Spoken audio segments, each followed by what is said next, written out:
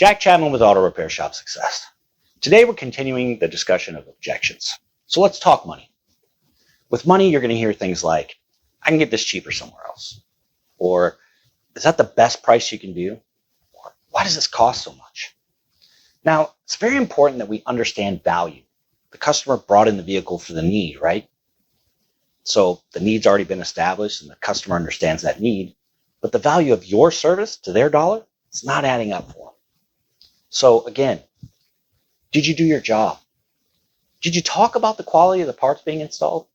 Did you talk about your warranty? How about your technician's credentials? What did you do to set yourself apart and demonstrate value? Because that's the most common downfall when overcoming money objections. And most people just throw coupons at the problem, further devaluing their offer. So guys, role play those tickets. Have meetings discussing value of services. Let the customer know what the value is during the presentation. Join us next week for our discussion about trust. And folks, use the content, share it with your friends, discuss it in meetings, follow us on social media to continue to get content like this. And if you need help establishing some of these processes we're discussing, reach out. And as always, we can't wait to see you.